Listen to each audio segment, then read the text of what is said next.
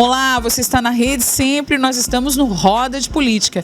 E hoje nós vamos conversar com Lula Maciel, que é secretário de governo na gestão de Moema Gramacho, em Lauro de Freitas. Bom, quero começar falando sobre temas polêmicos. Quero começar falando sobre o Partido dos Trabalhadores. Lula falou para mim aqui que eu podia perguntar o que eu quisesse, que nascer era um risco e que ele não tinha medo de nada. Então vamos ver isso aí agora. Partido dos Trabalhadores. Escuta-se muito falar que as pessoas estão divididas, que as pessoas estão segmentadas, que existem conflitos internos. É lógico que em todo partido tem conflito. Mas como é que você vê hoje a realidade do PT no Brasil? Muito boa tarde, Patrícia, muito boa tarde a todos os nossos ouvintes e seguidores, né? Primeiro a gente precisa compreender que a questão das disputas, a questão das divisões dos grupos é uma coisa extremamente natural. Há divisões em famílias, há divisões em instituições religiosas, há divisões de todas as formas e naturezas. Onde houver duas pessoas, certamente e involuntariamente haverá disputa. É da natureza humana. No Partido dos Trabalhadores, a diferença com relação a outras agremiações no Partido dos Trabalhadores as disputas não são veladas.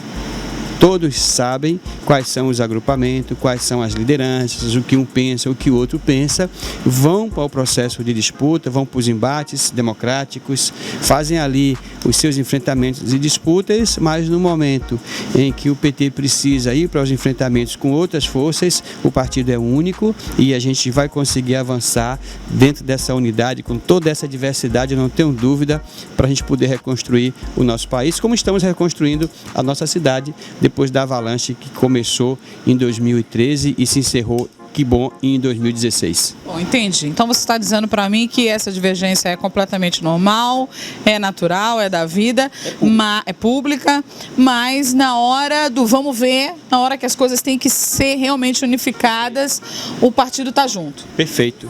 Em todos os momentos foi assim.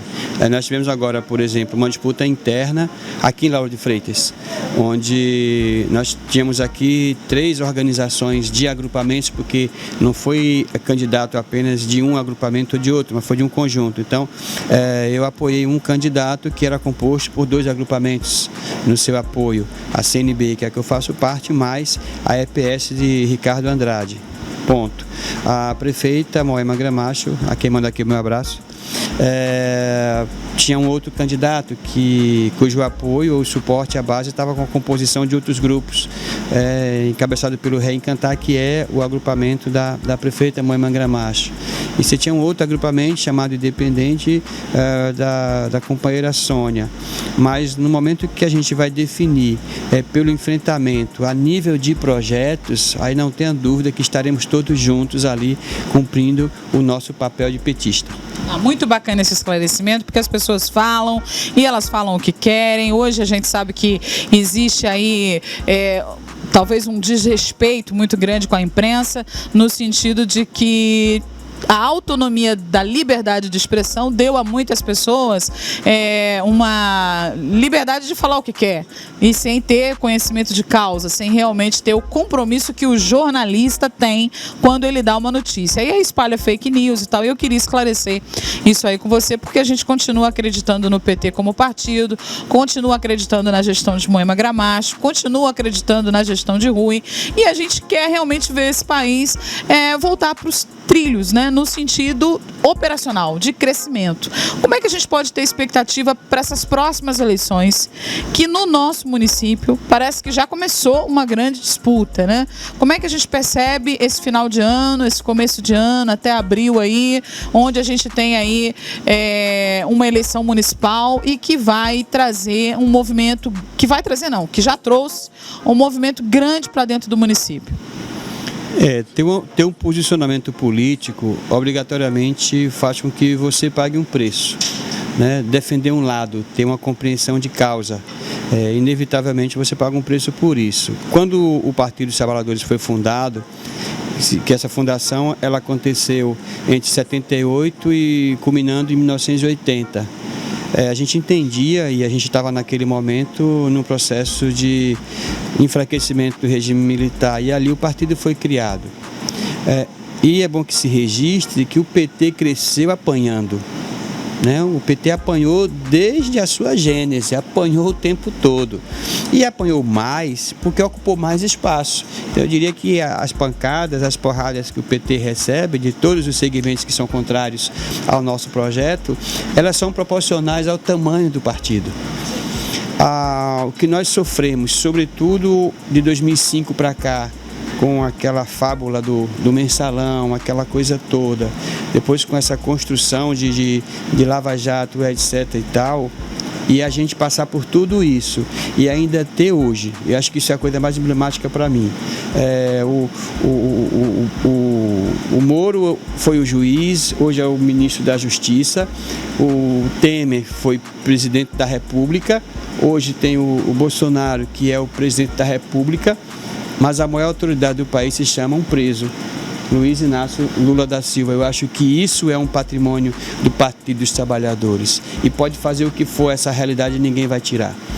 Eu acho que o que o PT conseguiu constituir e constituir-se ao longo da história, isso é irrevogável. Isso ninguém pode mexer, isso não tem imprensa, não tem segmento, ninguém, exatamente ninguém pode mexer naquilo que já está consolidado na história do povo brasileiro, na história do nosso país. Inclusive mundialmente é reconhecido, né? O presidente Lula é reconhecido como o maior líder do Brasil, né? Alguns organismos consideram o melhor presidente que o Brasil já teve.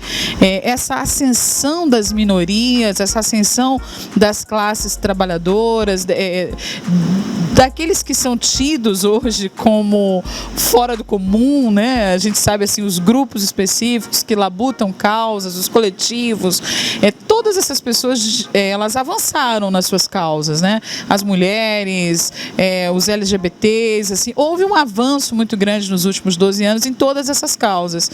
E como é que a gente percebe hoje essa transição aí? Você acha que você estava falando aqui em off, né? Patrícia, quem votou nele sabia de tudo porque ele não mentiu em momento nenhum, né? O atual presidente disse que era o que é realmente. Como é que você percebe a cabeça das pessoas hoje? As pessoas estão arrependidas? As pessoas vão reverter esse voto? Foi um voto de revolta? O que aconteceu com o Brasil? A avaliação que a gente faz é a seguinte, nós temos consolidado um público, eu calculo algo em torno de 30%, que é um público de esquerda. Nós temos consolidado 30%, que é um público de direita. E nós temos 40% que vão com um ou que vão com outro. E nesses 40% estão boa parte da classe média. Classe média essa que ascendeu a classe média, inclusive num governo do PT. A leitura que a gente faz e que eu faço particularmente é que boa parte das pessoas, quando ascende um pouquinho, se sente rico. E aí quer ter comportamento de rico. Por isso foi atrás, né, do indivíduo que hoje é presidente. Mas eu acho que boa parte das pessoas, elas votaram conscientes, sim. Eu acho que nós convivíamos com muita gente ao nosso lado, à nossa volta, que é fascista mesmo, que é racista, que é machista, que é homofóbico. A gente tem muita gente assim entre nós e a gente não conhecia. Eu acho que o lado bom desse processo eleitoral de 18 foi que muitas máscaras caíram, as pessoas fingiam e hoje não dá mais para fingir, né? É evidente que muitas poderão se arrepender, não sei se por vergonha ou por cumplicidade. Eu acho que tem um pouco disso aí, mas inocente muito poucos votaram. Eu acho que boa parte votou consciente mesmo, porque o conjunto que foi colocado, né, pelo o então candidato, que hoje é presidente da República, ele não negou para ninguém, ele falou que era homofóbico, ele falou que era racista, ele falou que era machista, ele falou seus posicionamentos com relação ao meio ambiente. É um indivíduo que eu falo com muita tranquilidade, sem passado, sem presente e sem futuro. E as pessoas que votaram sabiam disso. Mas as pessoas estavam preocupadas em tirar o Partido dos Trabalhadores. Independente de quem fosse, poderia ser ele, poderia ser qualquer outro que naquele momento se colocasse na condição de que poderia vencer o Partido dos Trabalhadores. Por quê? pelo todo um conjunto que foi implantado na mente da sociedade por uma série de elementos aí, sobretudo a mídia, e a mídia burguesa, a mídia da classe dominante, que construiu o antipetismo. Então o antipetismo foi colocado de tal forma, de maneira que a única importância naquele momento era tirar o Partido dos Trabalhadores do poder, independente de quem fosse o candidato. Então foi um conjunto, na verdade, de fatores construídos ao longo de muito tempo, que acabou culminando com a tragédia que hoje está colocada em nosso país. Que coisa tremenda. Bom, gente, eu vou chamar o intervalo, porque nós estamos direto aqui da Móveis Conquista, que fica aqui na Estrada do Coco, e na volta nós vamos conversar com Lula Maciel, mas nós vamos saber quem é Lula Maciel, porque estamos vendo que é um homem que tem muita cultura, muito conhecimento político, e a gente quer saber um pouco mais sobre você como cidadão. Volto já.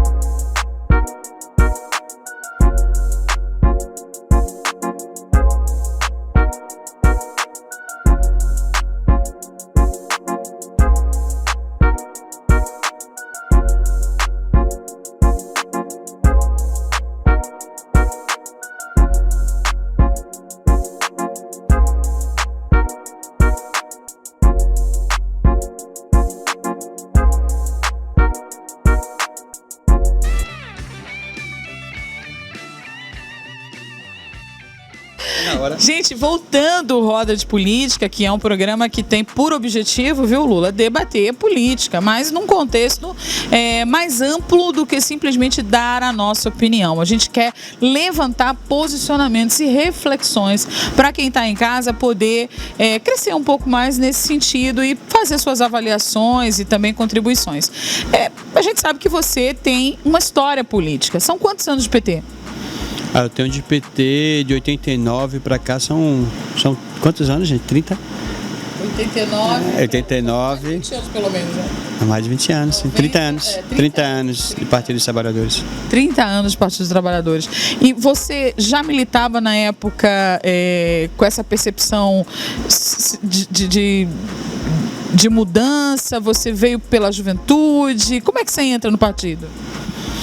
Se a gente vai fazer política e a gente não tem compreensão, não tem ideais de mudança, é melhor que a gente não faça política, porque a política é o único agente transformador da sociedade e da vida das pessoas.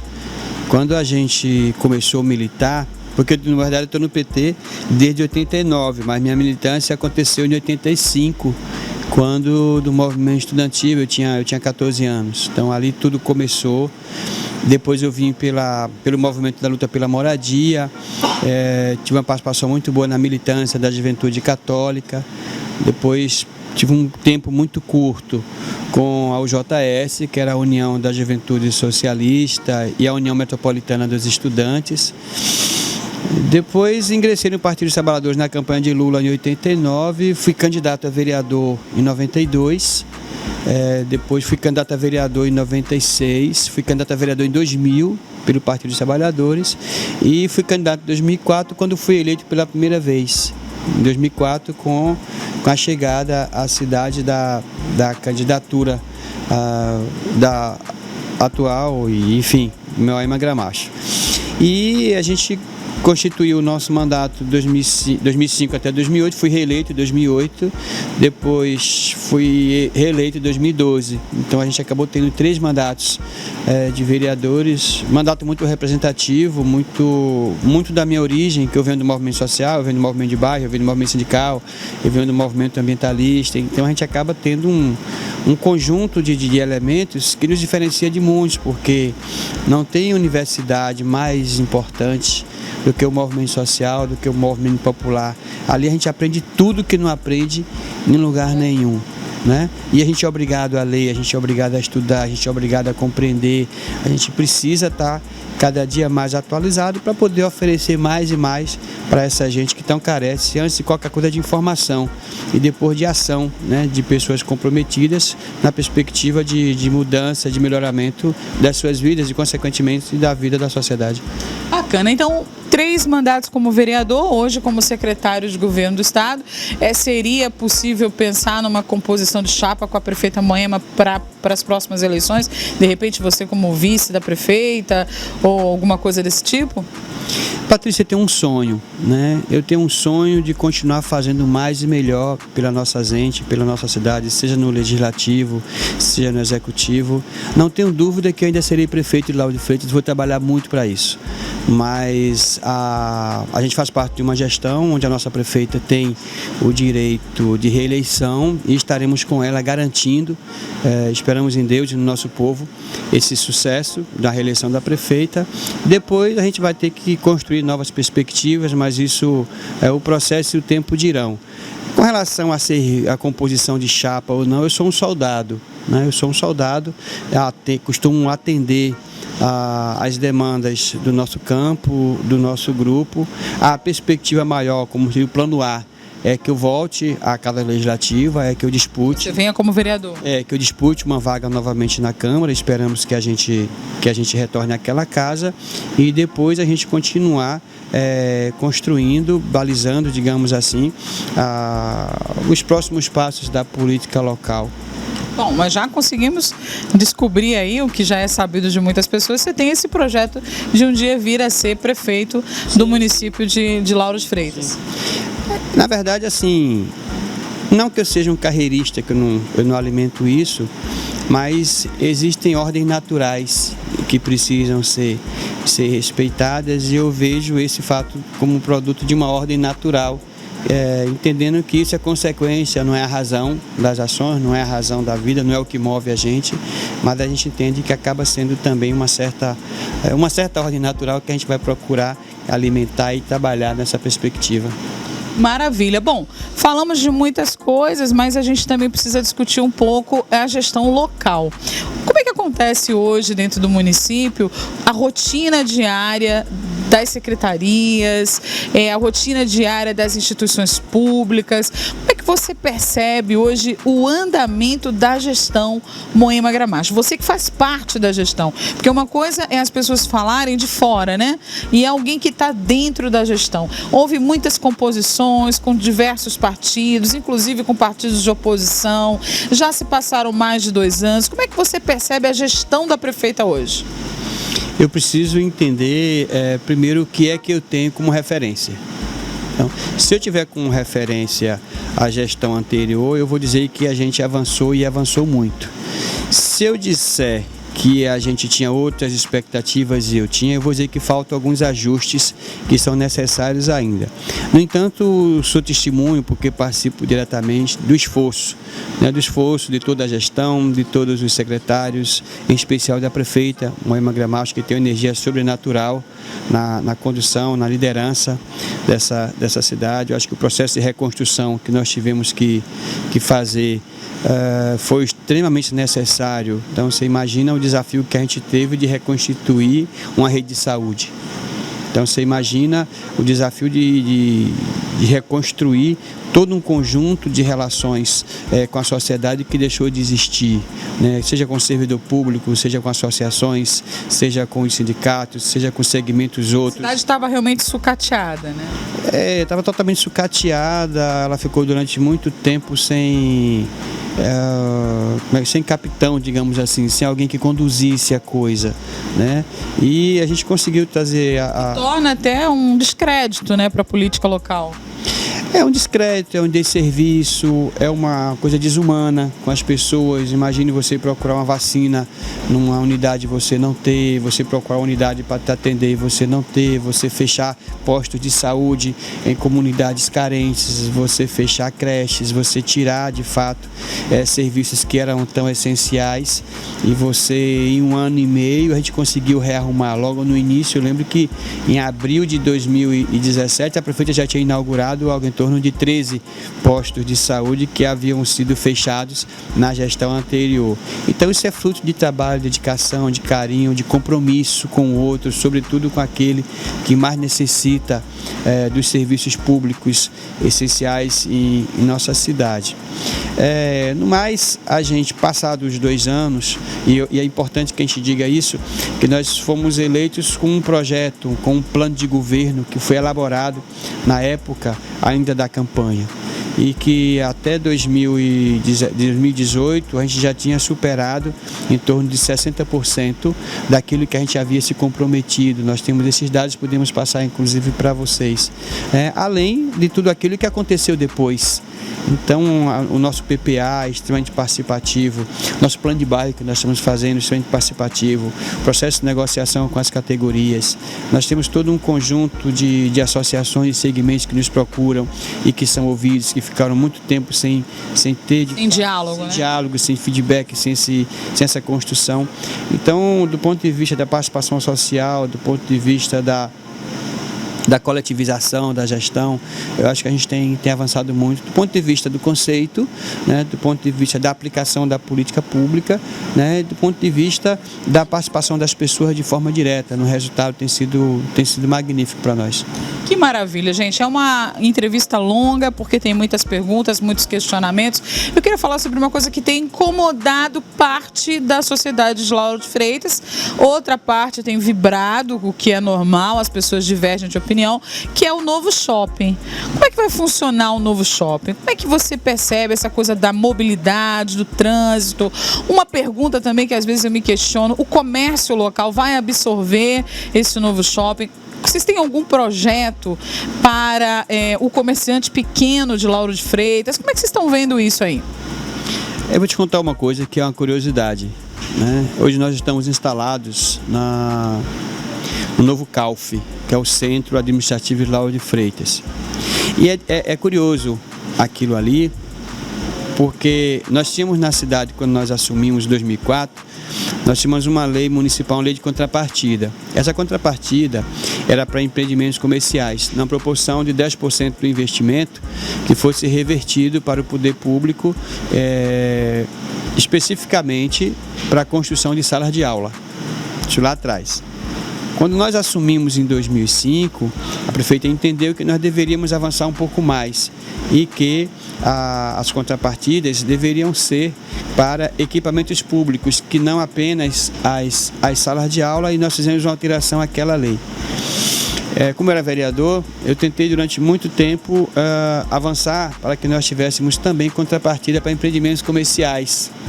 E acabou não sendo possível, só sendo possível isso em 2015. Em 2015 nós conseguimos fazer um debate, nós conseguimos avançar para que os empreendimentos comerciais, na proporção de 5%, fossem revertidos para o patrimônio do município. E essa contrapartida, essa alteração na lei que nós fizemos, foi proposta inclusive do meu mandato à época, nós conseguimos fazer com que aquele centro administrativo CAUF... Foi o que permitiu isso? Exatamente, ali é produto da contrapartida pela implantação do novo shopping aqui em Lauro de Freitas, que é o Parque Bahia. É o primeiro benefício? O primeiro benefício do shopping, mas certamente há outros também, de outros empreendimentos comerciais que foram instalados na cidade a partir de 2015. Bem,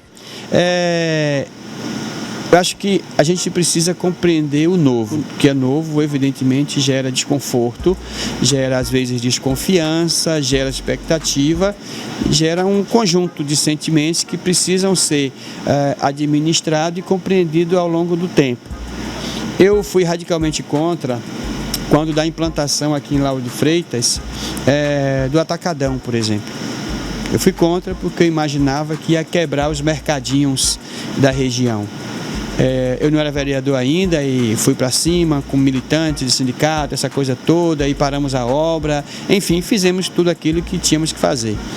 No entanto, hoje a realidade é que o atacadão ele existe, os mercadinhos eles continuam existindo, houve um processo de ajuste, obviamente, mas a realidade é que hoje todos existem, não sei se pacificamente que eu não acompanho, mas a realidade é que há uma existência mútua entre os grandes atacadões e os mercadinhos também dos bairros.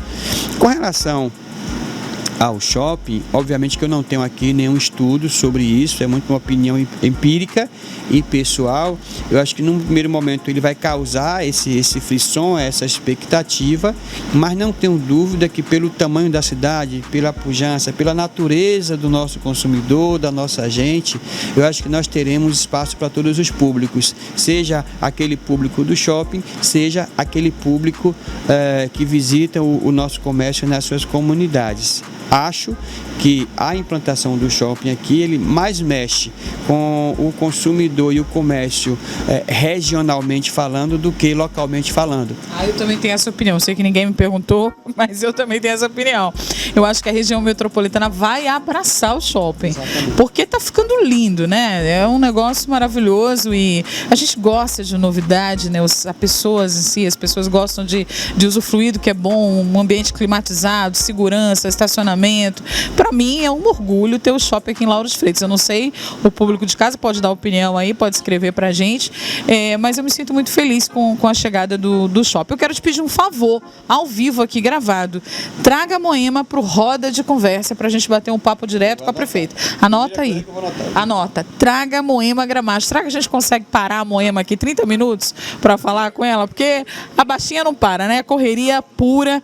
Olha, a prefeita, em sua homenagem, taças e copos vermelhos aqui, jarrinha, tudo para você vir aqui no nosso programa, bater um papo, falar sobre tudo. Vai ficar me devendo essa, hein? Vou cobrar. Sim. Já está anotado aqui. Amanhã eu estou passando para a assessoria dela e espero ter êxito. Não é coisa fácil, não. Você está me dando uma missão difícil, um tanto desumana, mas a gente vai trabalhar. Vai tentar. Nessa perspectiva, com certeza. Que bom. Bom, nosso programa está chegando ao fim. Roda de Política tem por objetivo trazer a reflexão sobre a nossa atual realidade. Deixar a mensagem aí para seus eleitores, né? 3 mandatos, tem muita gente na cidade que é eleitor de Lula Maciel, seu grupo político hoje, que a gente, uma vez vereador, eternamente um homem público, político, esses 30 anos de PT aí te deu um grande legado, né, Lula? Eu quero agradecer a Deus, obviamente, agradecer a todas as pessoas que estiveram comigo ao longo da minha vida, seja ela do ponto de vista pessoal, do ponto de vista público, dizer que sem elas a gente não tinha chegado a lugar algum, a gente não tinha produzido o que a gente produziu, e dizer que a gente tem muitos desafios, a cidade ela cresce a cada dia e a gente precisa não apenas acompanhar o crescimento, mas às vezes determinar que tipo de crescimento que a gente quer, né? Qual é a Lauro de Freitas que a gente quer lá para frente, como é que a gente vai trabalhar as nossas questões ambientais, as nossas questões culturais, os nossos espaços públicos, como é que a gente vai trabalhar essa questão de geração, como é que a gente vai trabalhar essa questão do grande adensamento demográfico que nós temos. Nós somos a 2ª cidade cujo espaço é mais ocupado. Todo mundo quer morar aqui? Todo mundo quer morar aqui. Como é que a gente trabalha isso para que a gente não venha, com a ideia de desenvolvimento acabar, na verdade, piorando a nossa qualidade de vida. Então acho que a gente tem que equacionar isso aí, tem que equilibrar isso aí para a gente não acabar transformando Lauro de Freitas apenas num grande bolsão. Eu acho que a gente precisa começar a pensar isso aí, a trabalhar essas regras e que a gente possa trabalhar sempre pela qualidade de vida. Uma coisa é o desenvolvimento econômico, outra coisa é o desenvolvimento social, outra coisa é a qualidade de vida. Então a gente precisa trabalhar direitinho essa equação para a gente não vir com um falso discurso desenvolvimentista e acabar, na verdade, fazendo com que as pessoas que venham para cá ganhem dinheiro com esse falso desenvolvimento e deixe a gente aqui, na verdade, com as mazelas desse desenvolvimento que só existe às vezes em suas cabeças. Muito obrigado pela sua presença aqui no Roda de Política e você que está acompanhando, obrigado pela sua audiência. Entra aí nas nossas redes sociais, curte o nosso Instagram, acompanha pelo YouTube e também pela RCA Company, a TV a cabo mais antiga de Lauro de Freitas. Um beijo para você que está em Itapuã, Estela Maris, Praia do Flamengo, toda essa região aí acompanhando o nosso programa, você de Portão, de Areia Branca, enfim, toda Lauro de Freitas acompanhando hoje Lula Maciel aqui no Roda de Política.